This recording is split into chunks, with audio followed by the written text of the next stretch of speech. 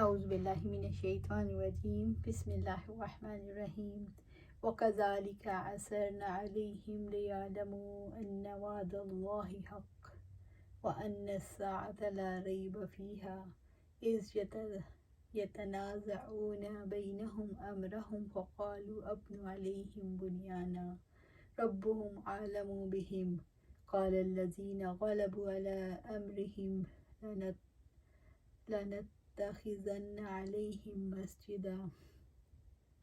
اور اسی طرح ہم نے ان پر لوگوں کو مطلع کر دیا تاکہ لوگ جان لیں کہ بے شک اللہ تعالیٰ کا وعدہ سچا ہے اور بے شک قیامت میں کوئی شک نہیں۔ جب لوگ آپس میں ان کے معاملے میں جھگڑ رہے تھے تو کچھ لوگوں نے کہا ان پر ایک عمارت بنا دو، ان کا رب ہی ان کے متعلق بہتر جانتا ہے۔ جو لوگ ان کے معاملے پر غالب آئے انہوں نے کہا کہ ہم ان پر ایک مسجد ضرور بنائیں گے۔ سورۃ الکہف آیا 21۔ وَكَذَلِكَ عَثَرْنَا عَلَيْهِمْ لِيَعْلَمُوا، اور اسی طرح ہم نے ان پر لوگوں کو مطلع کر دیا تاکہ لوگ جان لیں۔ اسی طرح اللہ تعالیٰ نے لوگوں کو ان کے حال سے باخبر کر دیا۔ اس مقصد کے لیے اللہ تعالیٰ نے انہیں بیدار کر دیا۔ پھر انہوں نے ایک دوسرے سے سوال کیے۔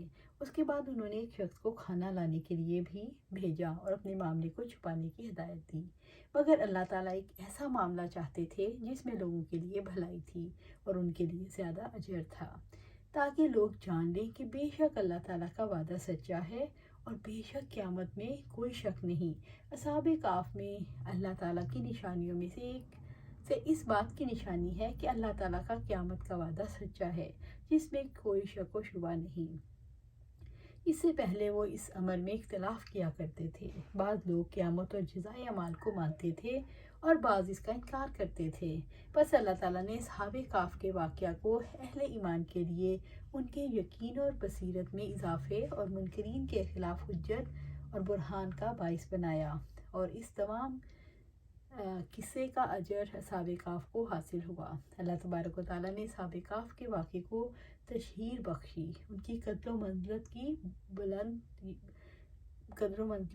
بلند کی، یہاں تک کہ ان کے لوگوں کی بھی عظمت بیان کی جو ان کے احوال پر مطلع ہوئے۔ موت کے بعد کی زندگی کے لیے ہر دور کے انسانوں کو تجسس رہا ہے۔ اللہ تعالیٰ نے اس کے لیے قرآن میں اور مثالیں بھی دی ہیں، یا اس شخص کی مانند جس کا گزر ایک بستی پر ہوا جو اپنی چھتوں کے اوپر اونھی پڑی تھی۔ اس نے کہا اس کی موت کے بعد اللہ تعالیٰ اس کو کیسے زندہ کرے گا؟ تو اللہ تعالیٰ نے اس کو 100 سال تک موت دے دی، پھر اس کو زندہ کیا اور پوچھا تم کتنی دیر رہے؟ اس نے کہا میں ایک دن جو اس کا کچھ حصہ رہا۔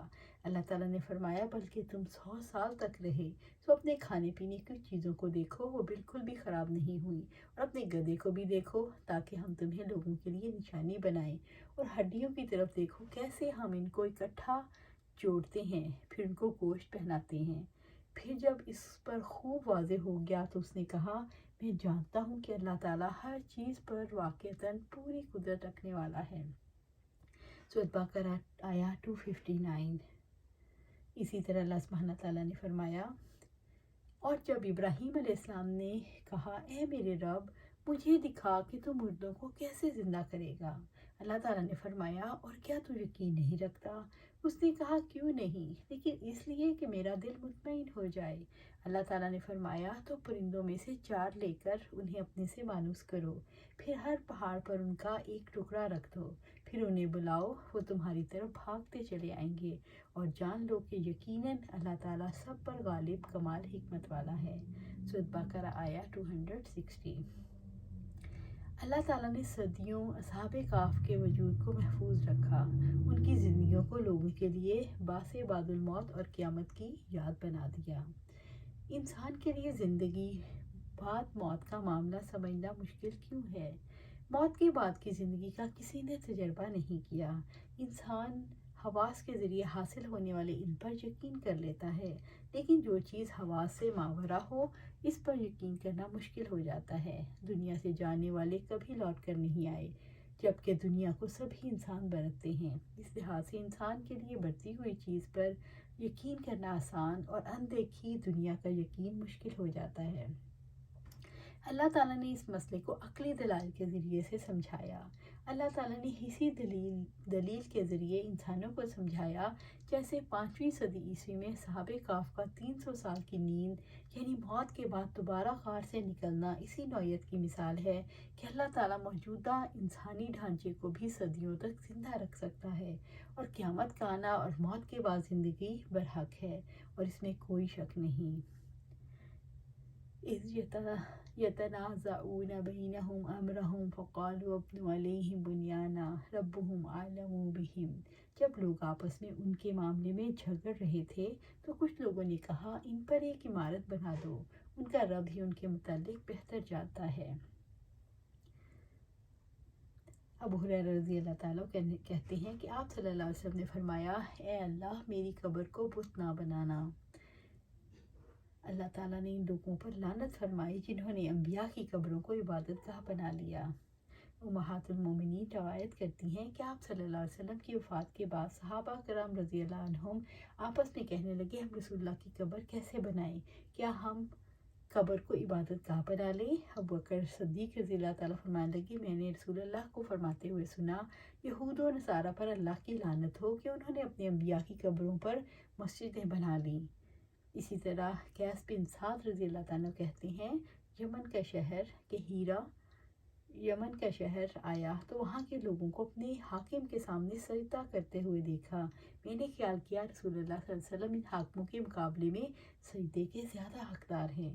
چنانچہ جب رسول اللہ صلی اللہ علیہ وسلم کی خدمت اقدس میں حاضر ہوا تو عرض کیا، یا رسول اللہ میں نے ہیرا کے لوگوں کو اپنے حاکم کے سامنے سجدہ کرتے ہوئے دیکھا، حالانکہ آپ صلی اللہ علیہ وسلم سجدہ کے زیادہ حقدار ہیں، یعنی کیا ہم آپ کو سجدہ نہ کیا کریں؟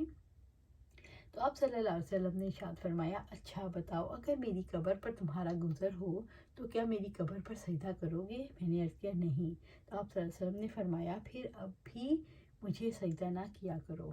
ابو سعید خدری رضی اللہ تعالیٰ سے روایت ہے کہ آپ صلی اللہ علیہ وسلم نے فرمایا، ساری زمین مسجد ہے مگر قبرستان اور حمام یعنی باتھ روم، ربهم اعلم بهم، ان کا رب ہی ان کے متعلق بہتر جانتا ہے۔ یہ بات جھگڑا کرنے والوں کو اللہ تعالیٰ نے کہی کہ ان کے بارے میں صحیح علم تو صرف اللہ کے پاس ہے۔ قال الذین غلبوا علی امرہم، جو لوگ ان کے معاملے پر غالب آئے یعنی اصحاب اقتدار کہنے لگے، لنتخذن علیہم مسجدا، انہوں نے کہا ہم ان پر ایک مسجد ضرور بنائیں گے، یعنی ہم اس مسجد میں اللہ تعالیٰ کی عبادت کریں گے اور اس مسجد کی وجہ سے ان کے حالات و واقعات کو یاد رکھیں گے، مگر یہ حالت ممنوع اور حرام ہے۔ آپ صلی اللہ علیہ وسلم نے اس سے منع کیا اور ایسا کرنے والوں کی مذمت فرمائی۔ یہاں اس کا ذکر کرنا اس کے مضمون نہ ہونے پر دلالت نہیں کرتا، کیونکہ آیت کا سیاق اصحاب کہف کی شان اور ان کی مداح و ثنا کے بارے میں ہے، یعنی اصحاب کہف کے بارے میں اطلاع پا کر لوگوں کی حالت یہ تھی کہ وہ یہاں تک کہنے لگے کہ ان پر مسجد تعمیر کر دو۔ کہاں تو اصحاب کہف کو اپنی قوم سے شدید خوف اور اپنے بارے میں اطلاع ہونے کا ڈر تھا، اور کہاں یہ حالت تھی جو آپ کے سامنے ہے۔ اصحاب کہف لوگوں کی عقیدت کا مرکز کیسے بنی؟ اصحاب کہف کے نام پر شاہی خزانے کی تختی پر محفوظ کر دیے گئے۔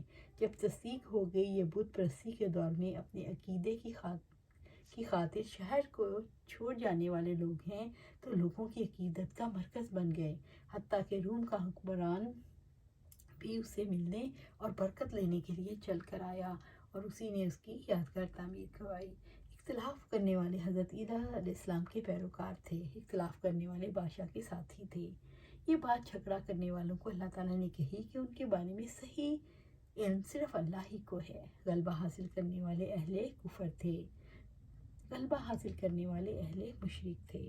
یہ واقعہ اس بات کی دلیل ہے، جو کوئی اپنے دین کو فتنوں سے بچانے کے لیے فرار ہوتا ہے اللہ تعالیٰ اسے فتنوں سے محفوظ رکھتا ہے۔ جو کوئی عافیت کی خواہش رکھتا ہے اللہ تعالیٰ اسے عافیت عطا کرتا ہے۔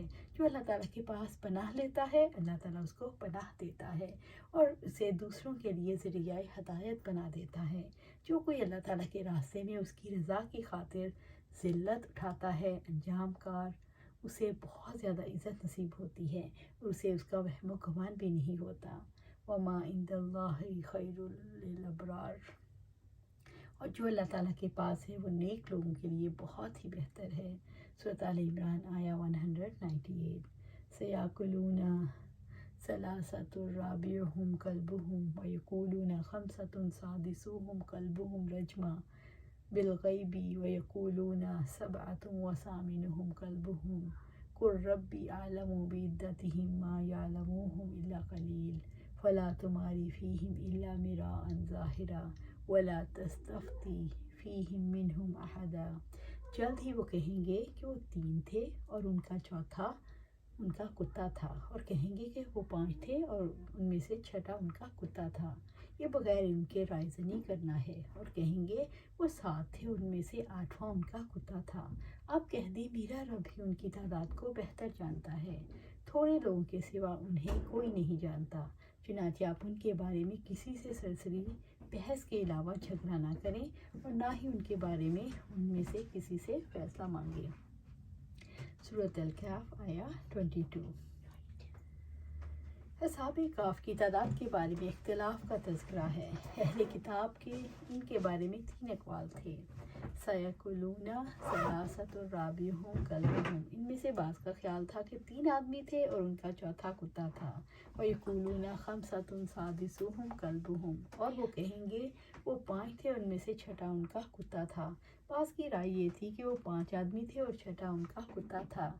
रजमम बिलग़ैबि व यक़ूलूना सबअतुन व सामिनुहुम कल्बुहुम, ये बग़ैर इनके रायज़नी करना है। और वो कहेंगे वो 7 थे, उनमें से 8वां उनका कुत्ता था। बस कहते थे वो तादाद में 7 थे और 8वां उनका कुत्ता था, और यही राजे है, वल्लाहु आलम।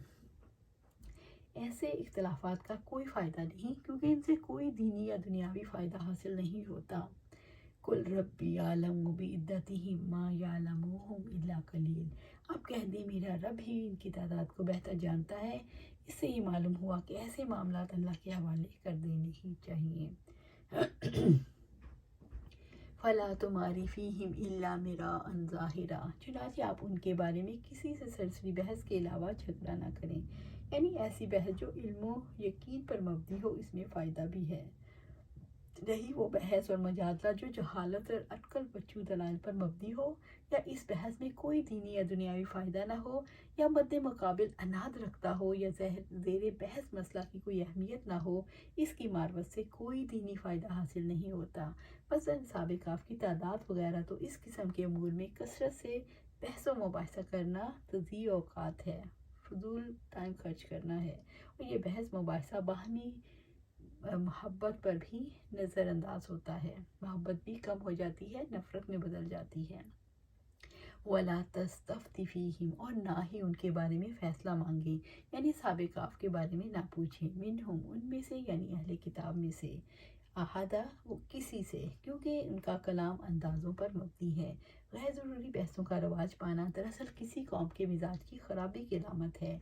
जब किसी कौम में दीनी रूह ज़िंदा होती है तो असल अक़ाइद पर और हक़ाइक़ पर ज़ोर दिया जाता है। जब कौम ज़वाल पज़ीर होती है तो गैर ज़रूरी बहसें रवाज पा जाती हैं। सच्चे खुदा परस्तों को गैर ज़रूरी बहसों से बचना चाहिए, बल्कि अगर कोई इन बहसों में उलझना चाहे तो हिकमत के साथ अलग हो जाना चाहिए। सच्चे खुदा परस्तों को अक़ल व फ़िर्द की क़ुव्वतों को ऐसे बेफ़ायदा कामों में नहीं खपाना चाहिए।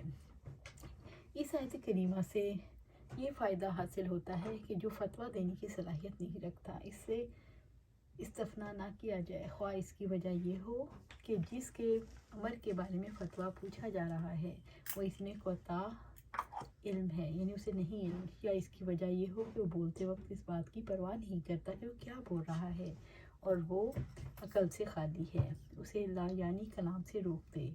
जब इस किस्म के अमूर में ममनू है तो फ़तवा देना तो बदरजा औला भी मुमकिन नहीं, ममनू है। इस आयत करीमा में इस बात की भी दलील है कि इंसान को बसा औक़ात किसी एक अमल में का इल्म नहीं, मगर किसी दूसरे मामले में उसको इजाज़त है। बस ऐसे शख्स से फ़तवा तलब करे जो फ़तवा देने का अहल हो। इसलिए अल्लाह ताला ने फ़तवा पूछने से मना किया है। अल्लाह ताला ने सिर्फ असहाबे काफ के किस्से में और इस किस्म के दीगर वाक़यात में फ़तवा पूछने से रोका है। वला तक़ूलन्ना लिशाइइन इन्नी फ़ाइलुन ज़ालिका गदा, और आप किसी चीज़ के बारे में ये मत कहें यकीनन मैं कल ये काम करने वाला हूँ।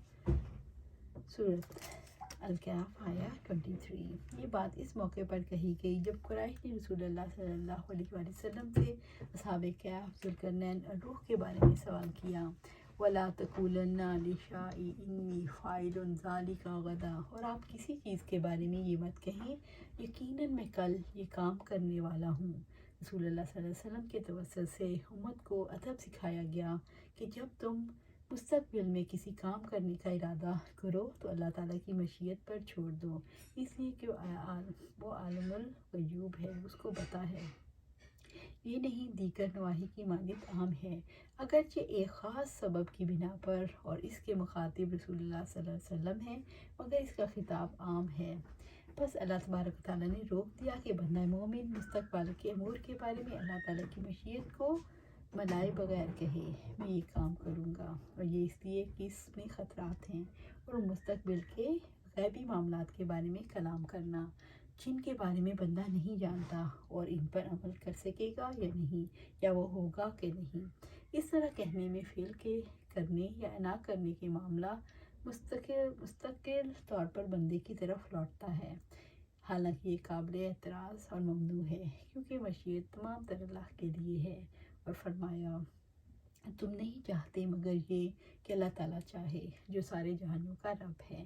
سورۃ التکویر آیا 29۔ الا ان یشاء اللہ واذکر ربک اذا نسیت وقل عسی ان یہدینی ربی لاقرب من ھذا رشدا، مگر انشاءاللہ کہہ دیں، اور جب آپ بھول جائیں تو اپنے رب کو یاد کریں، اور آپ کہہ دیں کہ امید ہے میرا رب مجھے بھلائی کی اس سے زیادہ قریب راہ دکھائے۔ سورۃ الکہف آیا 24۔ الا ان یشاء اللہ، مگر انشاءاللہ کہا کریں اپنے کسی امر میں اللہ تعالیٰ کی مشیت کا ذکر کرنے میں، اس امر میں آسانی بھی ہوتی ہے اور برکت بھی حاصل ہوتی ہے۔ وَاذْكُرْ رَبَّكَ إِذَا نَسِيتَ، اور جب آپ بھول جائیں تو آپ اپنے رب کو یاد کریں، یعنی اگر انشاءاللہ کہنا بھول جاؤ تو اس وقت جب یاد آئے تو کہہ دیں۔ ابن عباس رضی اللہ تعالیٰ عنہ قسم کھانے والے کے بارے میں فرماتے ہیں کہ وہ انشاءاللہ کہہ سکتا ہے، گو کہ سال گزر جائے، وہ دلیل میں آیت کا یہی ٹکڑا پیش کرتے۔ بندہ بھول سکتا ہے، اگر اللہ تعالیٰ کی مشیت کا ذکر کرنا بھول جائے تو جب یاد آ جائے تو انشاءاللہ کہہ لیا کرے، اور اپنے آپ کو یاد کرنا چاہیے کیونکہ غافل ہی رب سے بھولتے ہیں۔ اللہ سبحانہ تعالیٰ فرماتے ہیں یقیناً ہم نے انہیں بھی ویسے ہی آزمائش میں ڈالا جیسے ہم نے باغ والوں کی آزمائش کی، جب انہوں نے قسم کھائی کہ وہ صبح سویرے ہی اس کا پھل ضرور توڑ لیں گے، وہ استثنا نہیں کر رہے تھے، چنانچہ تیرے رب کی طرف سے ایک اچانک عذاب پھر گیا، حالانکہ وہ سو رہے تھے تو باغ صبح کو کٹی ہوئی فصل کی مانند ہو گیا۔ پھر صبح ہوتے ہی انہوں نے ایک دوسرے کو پکارا یہ کہ صبح صبح اپنی کھیتی پر پہنچو اگر تم پھل توڑنے والے ہو، چنانچہ وہ چل پڑے اور آپس میں چپکے باتیں کرتے جاتے تھے کہ آج کوئی مسکین تمہارے پاس باغ میں ہرگز داخل نہ ہونے پائے، اور صبح صبح وہ نکلے اس خیال میں کہ وہ مسکین کو روکنے پر قادر تھے، مگر جب انہوں نے اس باغ کو دیکھا تو یقیناً ہم ضرور راستہ بھولے ہوئے ہیں، بلکہ ہم محروم ہیں۔ ان میں سے بہتر آدمی نے کہا کیا میں تمہیں کہتا نہ تھا کہ تم تسبیح کیوں نہیں کرتے؟ انہوں نے کہا پاک ہے ہمارا رب، بلا شبہ ہم ہی ظالم تھے۔ پھر وہ ایک دوسرے پر متوجہ ہو کر آپس میں ملامت کرنے لگے، انہوں نے کہا ہائے ہماری بربادی، یقیناً ہم حد سے بڑے ہوئے تھے۔ سورۃ القلم آیا 31 سے 17 سے 31۔ رب العزت نے ذکر کثیر کا حکم دیا، یا ایھا الذین آمنوا اذکروا اللہ ذکرا کثیرا، اے لوگو جو ایمان لائے ہو اللہ تعالیٰ کو کثرت سے یاد کرو۔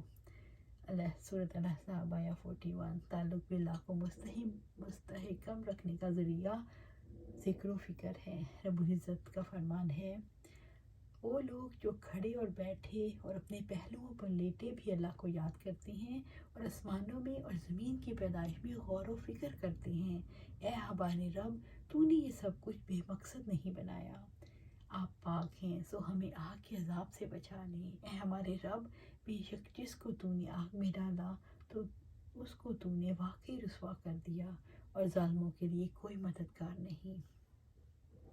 سورۃ آل عمران آیا 191 اور 92۔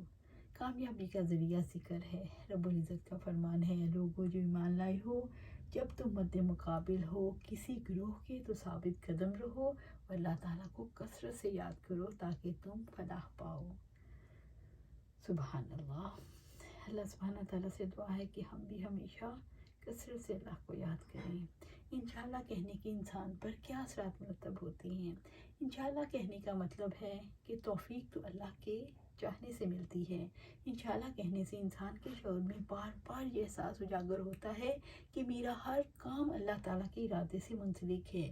میری سانسیں، میری دھڑکنیں، میرے ارادے، میری باتیں، میری قربانیاں، میرا جینا، میرا مرنا اللہ تعالیٰ کے ارادے سے منسلک ہے۔ انسان کو یہ احساس ہوتا ہے کہ اللہ تعالیٰ توفیق دے، آسانی پیدا کرے تو آسانی پیدا ہوتی ہے۔ انسان کو یہ احساس ہوتا ہے کہ اس کی وہی تدبیر کامیاب ہو سکتی ہے جس کے ساتھ اللہ تعالیٰ کی مدد شامل ہو۔ انسان انشاءاللہ کہہ کر اپنے سارے رشتے اللہ تعالیٰ کے ساتھ جوڑ کر اللہ تعالیٰ کے نور کے حالے میں آ جاتا ہے۔ انسان اپنے ارادے کو اللہ تعالیٰ کے ارادے کے تابع کر کے اللہ تعالیٰ پر توکل کرتا ہے، اللہ تعالیٰ کی رضا پر راضی ہو جاتا ہے اور اپنے آپ کو تنہا محسوس نہیں کرتا، نہ وہ غرور میں مبتلا ہوتا ہے اور نہ مایوسی کا شکار ہوتا ہے، ہر حال میں اللہ تعالیٰ کے ساتھ جڑا رہتا ہے۔ وَقُلْ عَسَىٰ أَن يَهْدِيَنِ رَبِّي لِأَقْرَبَ مِنْ هَٰذَا رَشَدًا، اور آپ کہہ دیں کہ امید ہے میرا رب مجھے بھلائی کی اس سے زیادہ قریب راہ دکھائے۔ اور آپ کہتے ہیں یعنی کہ اللہ تعالیٰ نے حکم دیا ہے کہ انسان اللہ تعالیٰ کو پکارے، اسی پر توکل کرے، اسی سے محبت کرے، اسی سے امید باندھے۔ اللہ تعالیٰ اس کی رشد و ہدایت کے لیے قریب ترین راستے کی طرف رہنمائی کرے گا۔ جو فرد ہدایت کی طلب میں کوشش کرے اور اس لائق ہے کہ اللہ تعالیٰ اسے ہدایت کی توفیق دے۔ انشاءاللہ کہنے کے وہ اثرات جو انسانی شعور پر مرتب ہوتے ہیں، جو اس کا اظہار ہے، یہ ایک ایسے دل کی بات ہے جو اللہ تعالیٰ سے جڑا ہوا ہے، اللہ تعالیٰ سے راضی ہے، اپنے ہر کام میں، ہر منصوبے میں اللہ تعالیٰ پر پر اعتماد ہے۔ یہ وہ مقام ہے جہاں قائم رہنا مشکل ہے، لیکن یہی انسان کے لیے صحیح ترین مقام ہے۔ وَلَبِثُوا فِي كَهْفِهِمْ 300 سِنِينَ وَازْدَادُوا تِسْعًا، اور وہ لوگ اپنے غار میں 300 سال رہے اور انہوں نے 9 سال کا اضافہ کیا۔ سورۃ الکہف آیہ 25۔ اور وہ لوگ اپنے غار میں 300 سال رہے، انہوں نے 9 سال کا اضافہ کیا۔ اللہ رب العزت نے اصحاب کہف کے غار میں ٹھہرنے کی مدت کی خبر دی کہ اس میں سونے سے جاگنے تک 309 سال تک ٹھہرے۔ 300 سال شمسی ہوتے ہیں اور 309 قمری سال، کیونکہ ہر شمسی صدی میں 3 قمری سال بڑھ جاتے ہیں۔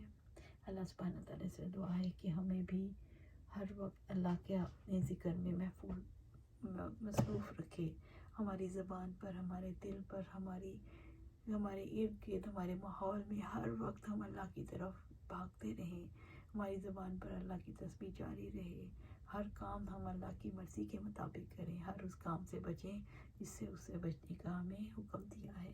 اور یہ کب ہوگا؟ جب ہم اپنی زندگیاں قرآن و سنت کے مطابق گزاریں گے۔ اللہ سبحانہ تعالیٰ ہمیں اپنی زندگیاں قرآن و سنت کے مطابق گزارنے کی توفیق دے اور اس پر جما دے۔ آمین یا رب العالمین۔